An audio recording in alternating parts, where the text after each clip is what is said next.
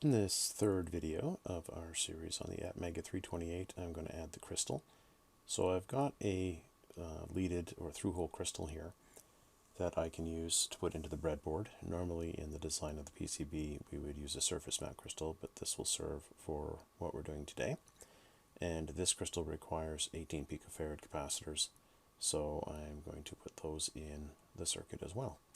So I've got the schematic for the circuit updates. As you can see here, I don't have the whole thing shown, I've just zoomed in on the relevant parts. So the two crystal pins are broken out to the crystal, and then each pin is brought to ground through that 18 picofarad cap. So I've drawn this actually exactly opposite of how I did in the reference schematic.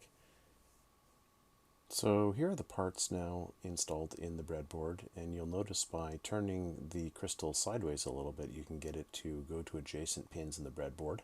So these are going to pins 9 and 10 on the 328, and the little caps I had to form up the leads a little bit to get them to go from ground to each pin. And do be careful when you're forming up the leads on these capacitors. You don't want to pry them apart from the actual device too far. So try to just bend the legs and not bend their position relative to the device that they are connected to. So now that we've got the circuit installed, it's time to jump in and program some fuses and edit the code, because we're no longer going to be running at 1 megahertz, we'll actually be running at 16 megahertz. So we'll do those edits now. So we'll go into the tools and device programming, and we'll once again set up for the correct chip with our programmer, and we should still be able to read that value. That's our part number for the P chip that we're using. And if we go down to fuses, it will read the fuses. So I'll make this window a little bit bigger so we can see our options in here. So the two things I really want to set are this clock divide by 8 option. Currently it's enabled, so we're actually clocking down from 8 megahertz in the internal oscillator to 1 megahertz. So the first thing I'm going to change is I'm going to make this not use the internal oscillator but use our crystal. So I'm going to try to find the external crystal use for full swing, and there's quite a few options in here, and I like this one. I think I'm going to take that one. So an external full swing crystal, and there's no rhyme or reason why I'm using this particular option. I used it before and it worked, and it looks like it's not particularly aggressive in terms of timing and setup, so I'm going to pick that one. And I imagine if we really were interested in what all the settings were, we could read about that, but I'm going to do this. And the next thing I'm going to do is I'm going to pull out the clock divide by 8.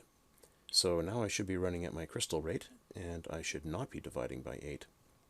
And this is what the library seem to expect the device to be doing. So we'll program and verify. So it's auto read, which it did when I went over here, and verify after programming. So I'll program, and that should go through and do the programming. And it's telling me you were making some fairly significant changes here. Are you okay with that? And I am. So I'll let it do its thing, and it comes back and it says these things are good. So just to be certain, I'll read that back. Yep, it's still reading the registers. And I've punched out that divide by 8, and I'm now in happy crystal mode.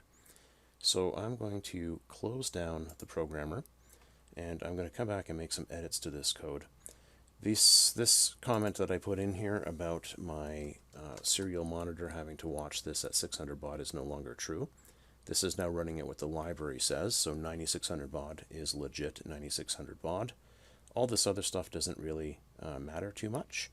And this delay of 1000 divided by 64 to give me my quarter seconds, I can actually just change this to 1000 divided by 4, or 250 milliseconds, and that will now make that a little easier to read. So everything in the library should still continue to work. The timing now is just accurate for what the library would expect and what the values I'm giving it. So we will now try to program this. So I should be able to do that. I will go run. It should compile, and if all goes well, it'll program that on, and things should still work. There we go. So it's loaded, and everything is still A-OK. So to show you that this isn't all just smoke and mirrors here, I'm back in waveforms, and I've set up the terminal now for 9600 baud. So this is at 600 baud before because it was clocked down by 16. It's no longer doing that. So if I begin my receive, I can see now my A to D values, and if I go and manipulate that pot, this is still working. I still have my full range. So those things are not manipulated or affected basically by that crystal rate, so that stuff still continues to work.